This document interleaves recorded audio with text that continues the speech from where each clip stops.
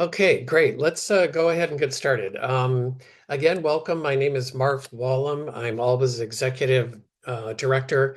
And on behalf of the Abraham Lincoln Brigade Archives, I want to thank you all for being with us today. ALBA's mission is to preserve the legacy of the volunteers who fought fascism in Spain. If you are joining our events for the first time, be sure to check out our website for more information. My colleague Dennis will be posting our website address in the chat. You'll find links to our website in the chat, and also be sure to sign up to receive our quarterly publication, The Volunteer. We are pleased to welcome you to another installment of the ALBA film series, which is sponsored by the Peter N. Carroll Anti-Fascist Education Fund, named in honor of the late Peter N. Carroll, who did so much to make ALBA the thriving, dynamic organization that it is today. ALBA is pleased to offer our programs free of charge, but of course, this is only possible through the generosity of our donors. Please do consider making a donation at the links which you can find in the chat. A note that this event will be recorded. If you prefer not to be seen, please turn off your camera. And now I'm pleased to introduce Steve Birnbaum, who joined the ALBA board quite recently, although he's been a longtime member of the community, and he will lead the discussion today. Stephen Birnbaum has been a trial attorney for over 40 years in the San Francisco Bay Area, West Coast, and Hawaii, and nationally recognized for his work representing injured workers under the Longshore and Harbor Workers Act. He has served on various city and county boards and commissions where he lives. He has been working as a social activist, addressing the problems of poverty, inadequate housing, fighting for equality and peace since his term as a Vista in Georgia in 1969 and his tenure as a staff attorney at Legal Assistance to the Elderly in San Francisco. He served on the board of Interfaith Workers for Justice, and he served as the president of the Michael John Civil Liberties Law Library and has and is representing indigent asylum workers from Central America through the San Francisco Lawyers Committee for Civil Rights. In 1995, he, along with 10 other attorneys, founded Workplace Injury Law and Advocacy Group that has grown to over 1,000 injured workers attorneys nationally and is recognized as a preeminent workers' compensation attorneys organization in the United States. He has a special interest in the Spanish Civil War. We thank him for his work today. Again, welcome everyone, and over to you, Steve.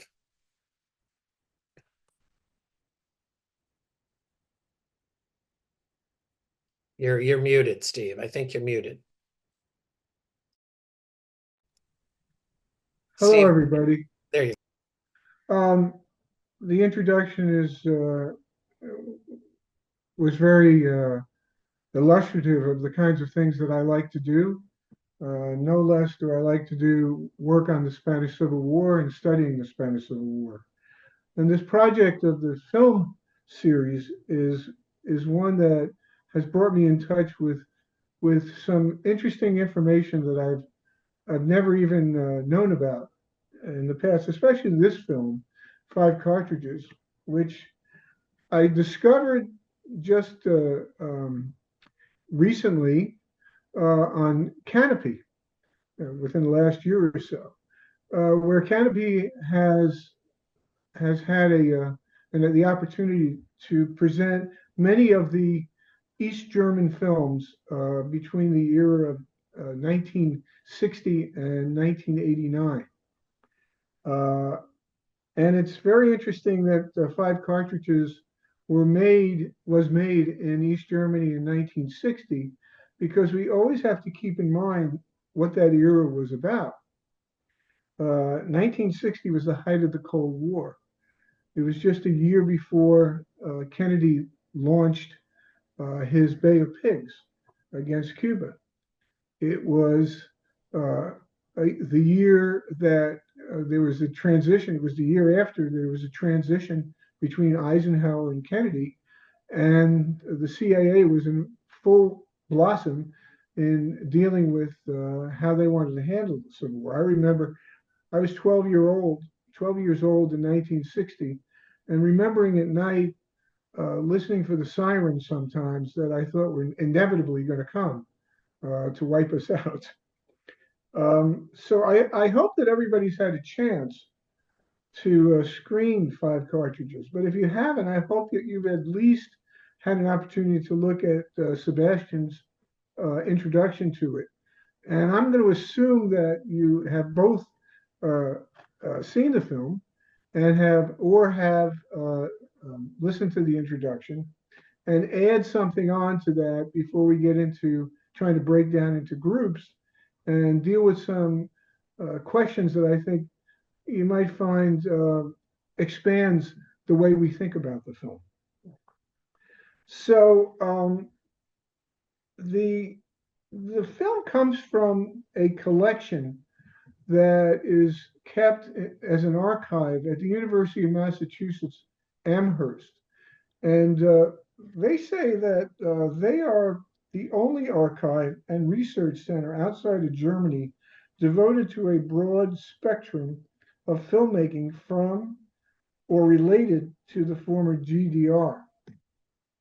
I'm going to make a prediction that films from the GDR will become more important as time comes on, as they show us a period in time that sort of central in explaining where we are now, as most history does eventually. Um, it's called the DEFA collection at the University of Amherst, and they do have their own webpage that you can easily Google on by Googling in GDFR. The film won one award, a sort of an interesting award. It's called, and I don't really know what this stands for, but it came out of Eastern Germany in 1961. It's the CSSR Workers' Film Festival Award, and it was cited as being the most effective representation of proletarian internationalism. You'll have to make your own decision on that. It certainly didn't show a bunch of oligarchs, but how it portrayed the proletariat, that you'll have to come to your own conclusions on. It was made mostly in Bulgaria to sort of simulate the Catalonian geography. It was also made in Germany, uh, where they had to take the loamy soil and douse it with some white substances to make it look more like sort of a desert Sierra Madre kind of background. You should also know, and I think we brought this out in the introduction, that the script was written by a man named Walter Gorish. He was a member of the 11th International Brigade.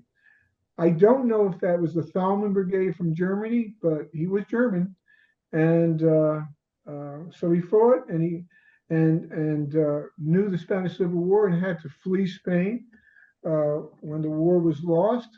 Wound up having to serve in the German military until he ran away when he was put on the Eastern Front, and then took asylum, I guess you could say, in the Soviet Union, and eventually relocated to the German Democratic Republic, otherwise known as East Germany.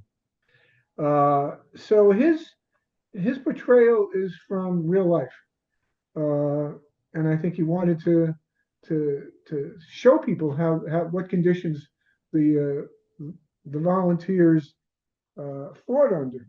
What's also interesting is how the director Frank Beyer depicted the scenery and what the film is operating in as a dry, waterless, um, very gritty kind of background. Some some bloggers and some critics have said that this is could be likened to a John Ford Western, the way it was filmed. You might want to comment on that later on. I don't know how people feel about that. Beyer also is an interesting character in the making of the film. As a director, he was the only East German director ever nominated for an Academy Award.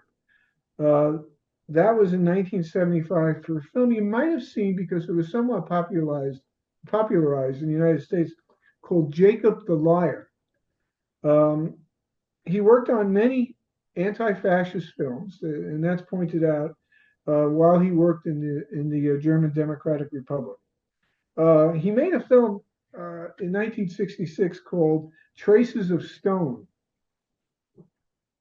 that spoke to party politics in some respects. And I guess it spoke to party politics too much because he was touching and commenting on the bureaucracy of the Communist Party in the GDR at that time, and it caused a major scandal. It also caused protests, and the film was never put into broad circulation distribution in the GDR. It was pulled, and in 1966 when it came out, and it was never shown until 1989 after the wall fell.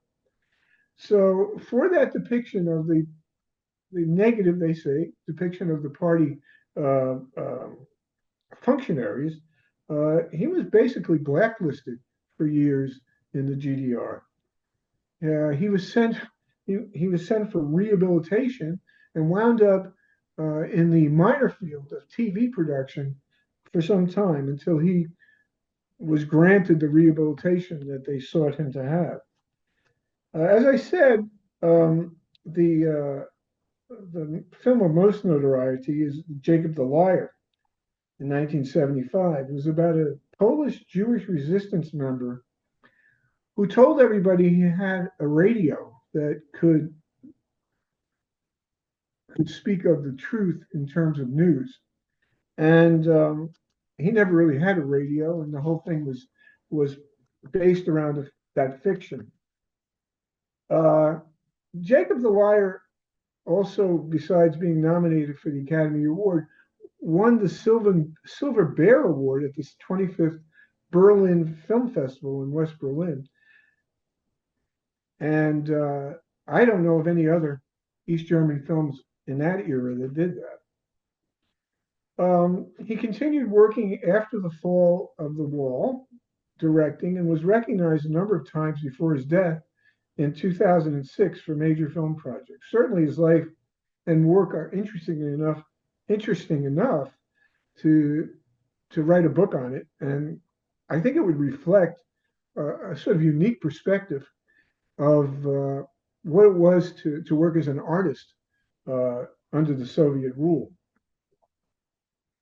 Some have called, as I said before, Five Cartridges, at least stylistically, as a Western. That's the question that, as I said, we may want to discuss, but we should all consider the fact that in 1960, by the time 1960 rolled around, Western cinema and Eastern cinema as well, it shunned any depiction of German soldiers.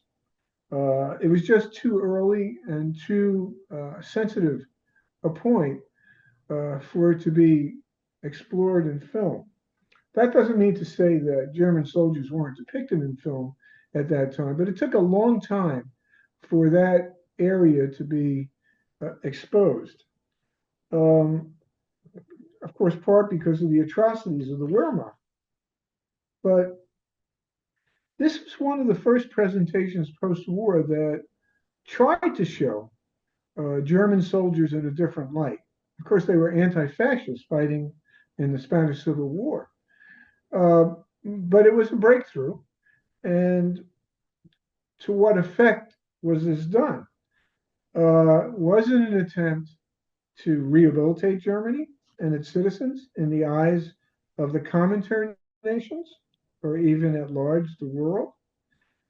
That it was trying to give some idea of heroism and idealism to the German people, showing them that not all the German people were Nazis, not all the German people fought for the Nazi regime. So that is really one of the topics that I'd like to raise with the group. And Dennis will break down what do we have here? We have 68 people at this point in the presentation. So I'd like to present that as the number one question that people might want to deal with in their groups. And Dennis, will you tell them how you do this? Yes. Yeah, so we're gonna open up uh breakout rooms for everybody. You'll be put in roughly a group of with 70. Will be six groups of around 11 people. So we'll open those up in a minute. Steve, could you just repeat? So I'm gonna write down on a piece of paper all the questions that the groups want to answer, and so how this will work if you've attended these meetings before. We'll put you in these groups for, maybe 20 minutes, 15 to 20 minutes. I'll come in to the group. You'll tell me who your group leader is, who will present your discussion findings to the main group when we conclude and come back to the larger group after the discussion. So I'll come in there and I'll record your group leader and remind you what the questions are. But Steve, if you can announce the question again, that'd be much appreciated. Okay, so I want you to think about the depiction of the soldiers who carry the five cartridges. And I want you to think about the fact that there's very little mention, focus on the part of German soldiers in World War II. Of course, this was before World War II. But what do you think, if anything, the director was trying to do in terms of the image of Germans fighting in the Spanish Civil War for the 1960 version of what Germany was? I credit you with some understanding of the history of Germany after the war. And think about the individuals that are depicted, and think about what the message was supposed to be to either the communist nations or the world about German soldiers fighting for the Republic and what it means in general for the German people and the world at that time in 1960. I hope you can understand what I'm trying to get at. Okay, great. Welcome back, everybody. Okay, so we're going to have reporting from the chosen leader of the group. Were they numbered, Yes. Dennis? 1 to 6? 1 to 6. Okay, All right. yes. Want to start with one? No, I want to start with 6. Oh, okay, we can. No, okay, we'll change it up. I have no problem with that. Okay, Alan Eaton was number 6, our group leader. Can you tell Steve and the group what some of the stuff you talked about? Well, we talked about it. Alan, before you start, I'm going to ask each group leader to tell me whether they knew about this film before ALBA referred to it. It'd be very interesting to know that. No, I never saw it before, never heard of it. But what ran through my mind was, this is a movie I've seen before. I've seen some kind of a movie where the good guys divided pieces of paper with a map on it and were sent to sent off to deliver it somewhere. And I couldn't get that theme out of my head throughout the whole movie. So in the beginning I thought, what's in the cartridges? And then I realized it's a map and everybody got to take their part, and they have to work as a team to all get the map there and save the country. So that was one theme that I thought of. A lot of people thought of the hats, the close-ups, even the image of the soldier when he was captured and taken away with a horse pulling pulling on a rope. Remember that image, folks? Yeah, I do. That was straight out of a Western. Lots of Westerns have that image. The good guys were good guys, and the bad guys were also good guys fighting for their country. So it was, in that respect, it was a propaganda film. It was for both sides. You saw that in terms of the one guy that was trying to help them during the film, the one fascist. Yeah, we didn't You, talk about that, but that was prominent. you saw what happened to him, right? Yeah, So the fascists are as good as the other guys. All right. yeah. We remarked that everybody sort of came through as a hero. It was beautifully shot. The photography was gorgeous. The close-ups. And Germans were portrayed as active and positive in the Civil War in this interpretation. Mhm. Um, and I'll leave it at that.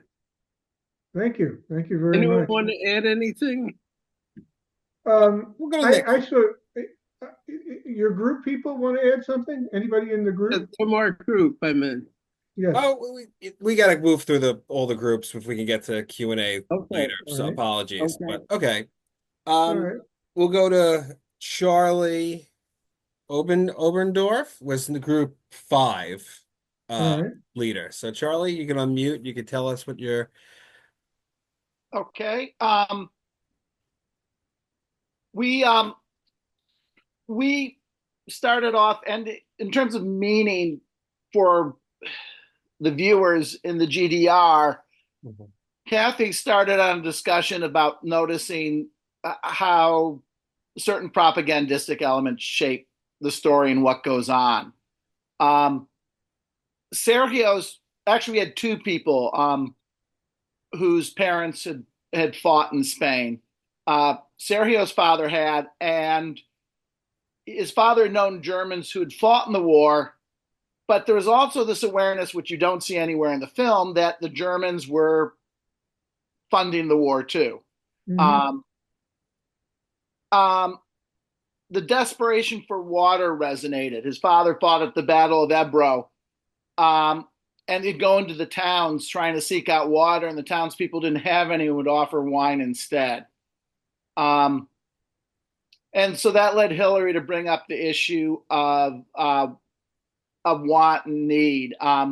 We talked a lot about the issue of the bribe when the fascists sent up the food saying, "Come join us," Mhm. and they send all the food back rather than munching it down to keep going. And we were wondering if that was International Brigade pride, or if that was another way of saying in the GDR, well, we don't have Western things, we maybe have shortages, but we do have solidarity. You'll notice that there's no one from England or Ireland or the United States among the international brigades. And the one brigade member who goes off on his own comes from capitalist France. Sergio brought up that there's a nice contrast with this in The Treasure of Sierra Madre, where the people are in the mountains, but they don't really stick together in the end. But it's also a film about endurance in a difficult climate. And so that's where our discussion ended up going on with just reflecting what the movie was capturing and communicating about the 1960 GDR and what was expected from such a film. Charlie, had you known about this film before we put this up? No, I hadn't. I'm sorry, I forgot to answer. No, the first time I heard about it was was when the letter went out, and I went searching for it. There's a great site called justwatch.com where you can look for anything. And then I saw, oh, it's on Canopy. Well, that figures. There's lots of rare stuff on Canopy that you can't find anywhere else. Right. Thank you. Thank you, Charlie. Group 4, Michael. Michael, you should be able to unmute and give your groups.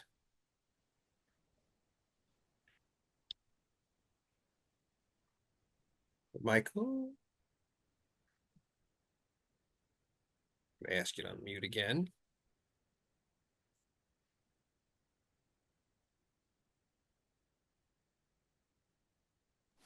Okay, finally, I was resisting the unmuting. No problem. Yes, but in following the guidelines, first I didn't think that I had seen this film, but then later on this morning, it almost like a deja vu. I seem to remember that I had seen it years ago, so it's quite interesting. Perhaps speaking for it, because it was a film that somehow uh, left left important experiences filmed from the real life experiences of the people that intervene in the film, particularly the screenwriter. But we went around the group about 1 minute each, 2 times, and we focused on most of it on the script and the storyline, and to realize that the message that was in the 5 cartridges had a well, some people thought that there wasn't really a message or a particular message to be transmitted to the higher command or a map. But in my perception and others also, we saw a double message there. On the one hand, the commissar trying to keep the group together with the 5 cartridges and to bring them together as a cover for the retreat of the battalion that was leaving them, and to be able to make them survive through the Odyssey.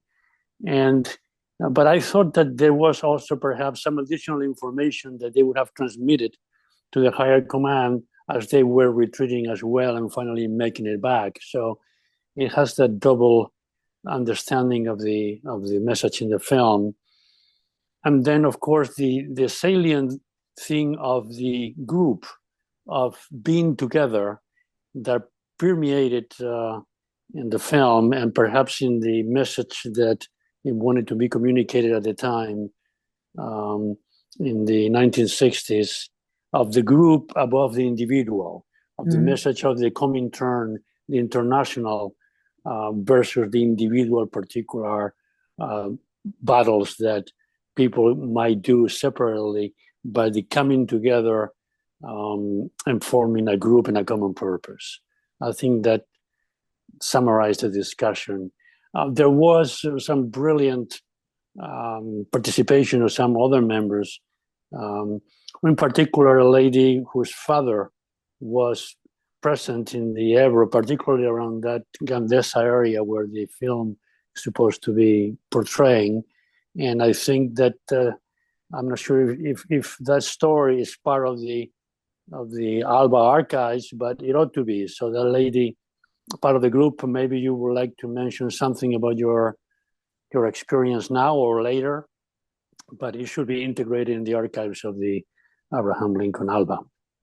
So I'll leave it there for the time being. Thank you. Thank you. You're welcome. Okay. We'll go to, this is group 3. Stan? Stan, you should be able to answer your, oh, there you go. There, okay, great.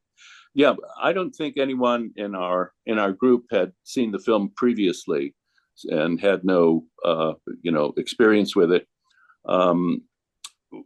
I think we came to the general conclusion that the movie wasn't really so much a propaganda film as it was an exercise in humanism or even spirituality, with the commissar playing the prototypical role of the father of the group, the spiritual leader of the group, who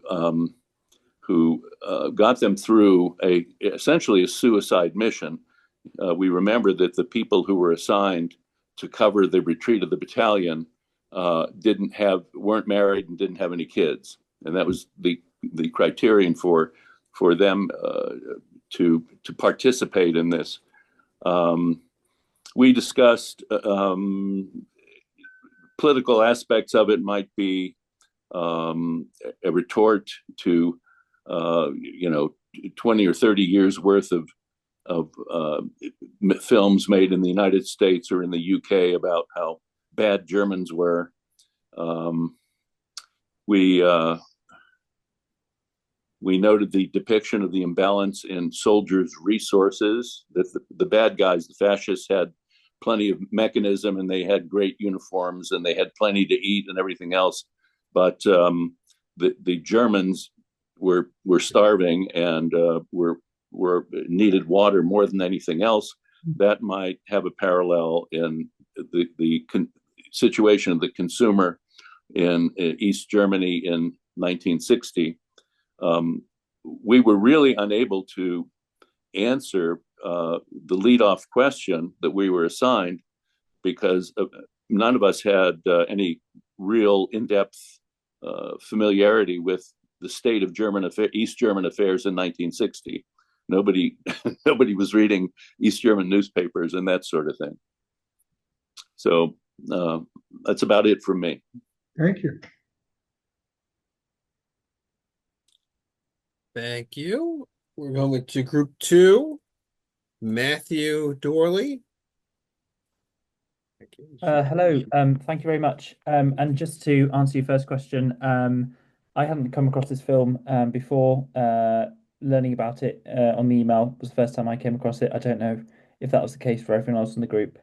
So first of all, we had a couple of comments about similar to what's been said already about the political resonances of the film, not just in a sense of being anti-fascist, but also loyalty to the Communist Party. We saw it kind of towards the beginning of the film. I think it's the commissar talks about, you're all communists, he says to the men when they're kind of flagging a bit, you can do better, you can fight, you can hold off the thirst and the hunger. And of course, that would resonate with, as has already been mentioned, the situation in East Germany. Some members found it a little bit confusing, the premise of it. I must say, I also agreed. There's a kind of anti-climax, I suppose, in that it's not the map that they bring together, but rather a message to stay together. But I think what's already been mentioned, the idea about a humanist mission, bringing people together is valid. The romanticism of the figures was conveyed, and people agreed with that. They found the soldiers quite sympathetic, the portrayal quite sympathetic. However, one thing that was quite interesting that a few of us noticed was perhaps certain elements of criticism of the communist hierarchy. They're poorly organized, they don't have much equipment. For example, there's a bit where Vasya at the very beginning of the film comes in and he's asked whether he has any cigarettes, and the man, and he says, well, no, but I could ask Moscow, next time I go to Moscow, I'll let you know. And there's kind of a little giggle at that, a little smile. And I don't know the relations between East Germany and Moscow, but there might have been a bit of tension there. We also briefly talked about the contrasts again, and Joe mentioned about the kind of the very perhaps idealistic, almost cult-like devotion to the communist movement, which the film context reflected. I think that was just about it. So yeah, thank you very much, and thanks to everyone in my group. Thank you. And finally, group 1, Nancy Wallach. Nancy. Okay, thank you. And thank you for reversing the order. We had to go. I appreciate that. I did not see the film before. We had a wealth of perceptive and penetrating comments. One of the comments that came by many people is that the people in the film, they weren't all German. There was a Frenchman. They mentioned many. I think someone was Czech. They mentioned many nationalities, and that speaks to your comment at the beginning, Steve, where you said when it was submitted for a prize or when it was recognized for a prize, that it was supposed to have recognized proletarian internationalism. And so we felt that was why it may not have been realistic in that sense, although there were many other realistic details in the film, but they wanted to show a variety of people, other than only German. And then you also made a reference, although it wasn't one of the questions, about the Western similarity. And one of the people pointed out that even the title, The Five Cartridges, sounded like a Western film. And then one of the people pointed out that there were some subtle references in the film. For instance, there was somebody made a mention of Spartacus. And of course, Spartacus was the anti-fascist movement that Karl Liebknecht and Rosa Luxemburg were involved in. And there were these references were trying to show the history of resistance, anti-fascist resistance in the fascist occupied countries.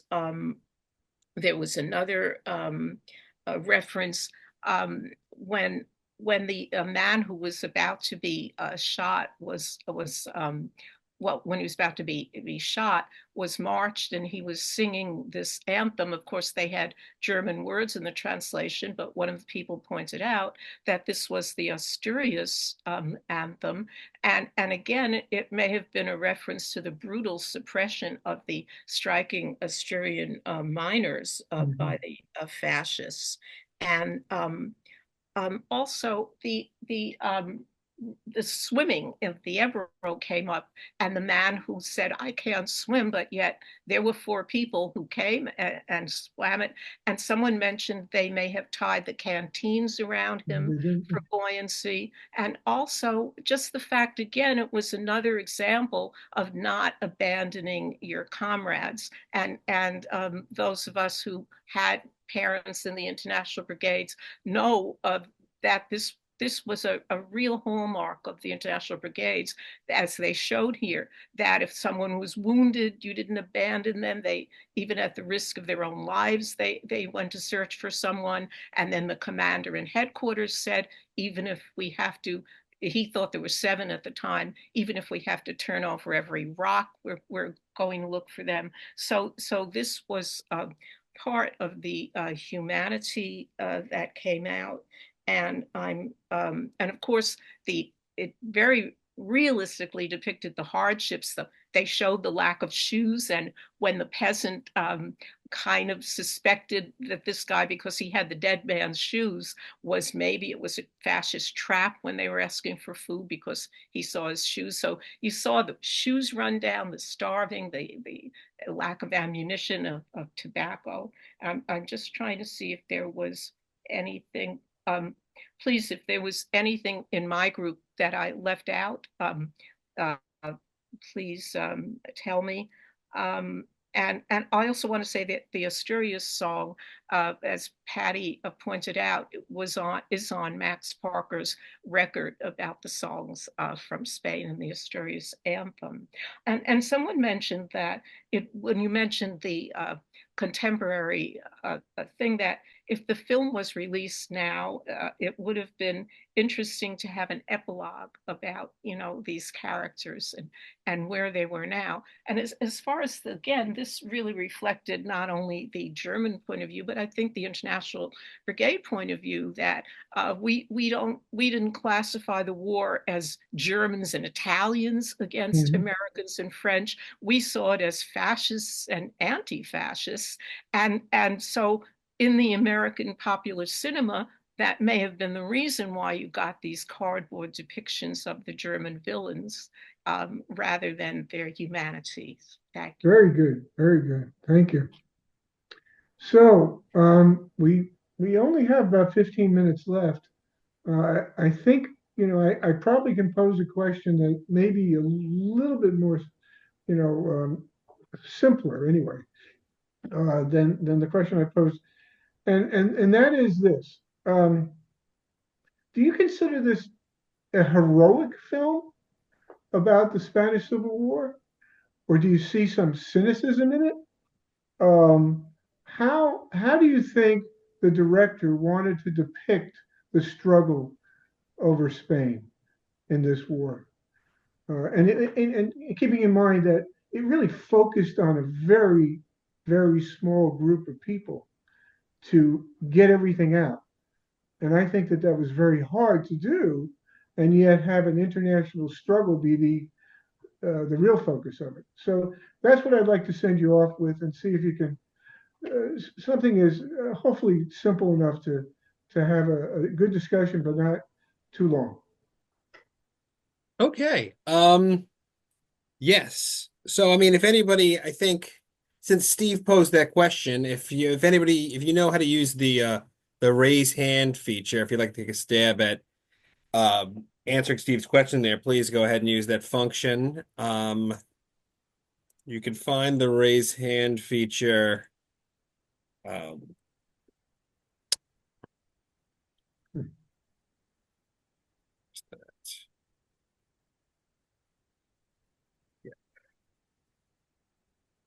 In the little heart, the react, raise hand. Okay, Michael. Yeah, Michael got it. Okay. Michael, we'll go back to you if you like. We'll go Michael, I'm seeing Michael, and then Hillary Gardner. So if you want to attempt to answer this question to Steve, you click, there's the little on their bottom thing, there's Steve. See, there's a little heart that says react, and if you click on that, there should be a raise hand button, and then I'll know to call on you. So Michael, please. Okay. Can I hear you? Can you hear me? Yep, can Yes. hear you. Okay, great. Well, in trying to answer the question for Steve that just posed, I see a very well, an excellent film because it introduced so many issues together. And on the one hand, it portrays the tremendous heroism of the brigades and the people that left the comfort of their homes, their family. They left their wives or girlfriends, their families. Extraordinary that people were able to come to Spain and fight for the Republic. And at the same time, there is a drama. There is a tremendous drama because the hierarchy of the Comintern and the people that were providing the means for them to fight failed tragically. I mean, and it's reflected in the film, the lack of tobacco and ammunition. And this was a permanent problem. People didn't have the equipment to fight. So this is really well presented in the film, as well as the little details that the collecting of the passports and when the volunteers would come to Albacete, you know, their passports were taken away, and you know, in the hierarchy, Vladimir Kopik, who was the main commander of the international brigades, was with a heart, in a way, not providing the means that they needed, and they had casualties in the Jarama front that were horrific, and this is portrayed in the film, and then of course all the way to Belchite, Brunete, Gandesa, which is the film crossing the Ebro. Again, people were not provided with the means that they needed to fight properly, and yet the group and the emphasis on the group and supporting each other, the way it is conveyed in the film, it's a remarkable film. And I agree with you, Steve. It has a John Ford Western. Goodness, the scene of the horses, you know, bringing Vyasa and pulling him, and then they are attacked and killed. I mean, this is really wonderful cinematography and storytelling. So it's a great film in my view. Good. Let me throw in, before we get to somebody else, a thought, and maybe you can answer it. Do you think that the five soldiers had an idea that they could win the war? Let me throw that out, because I have my questions about that. Charlie, you're next. You're muted.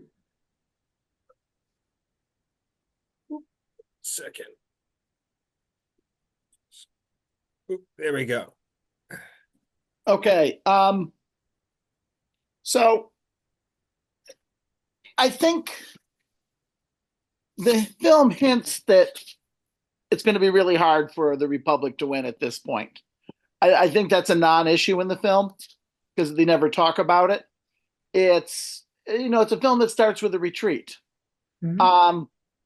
It's a film, I think, very much about heroism, and this is the one aspect that doesn't feel propagandistic because people, when retreating, some people have to set up covering fires so people can retreat safely. I'm not sure if 5 actually does the trick, but they're heroic because they're willing to stay, and probably more sensitive than some of the leadership was back then. They looked for people who wouldn't be leaving family behind. And in the whole film, we see heroism defined of people working together. Anytime that someone went off on their own without trying to benefit the others, it was seen as a bad thing. So it's very much about heroism in the service of others, which everybody who came to fight in Spain came with that as at least their illusion of what they were doing. Some came, I think, with other reasons having to do with their particular circumstances and stuff, but all of them came with the ideology that they were there to help others have a better life. Thank you. Jerry, Oh, you're I think next. Hillary was. I had her on the stack. Oh, I'm Yeah, sorry, I we'll didn't go. see I it. think we could end with maybe. I mean, we'll see how much time, but maybe Jerry we could get after this. Maybe might wrap up. Sure. Yeah, I'll try to be quick. Um, the question of whether it was a heroic film when you first start watching it and you already know the outcome of the war and you know that it's lost and you kind of just want to say to everyone, just go home, never mind, right? So it's all a film about the choices that people make at which moments. There's so much I was trained as a poet, so I kept thinking of the word synecdoche, right? There's so many moments where a piece of something represents a whole. They talk about like bread, whether they want bread, but the bread becomes a hand grenade. There are just like so many moments where a single detail becomes everything.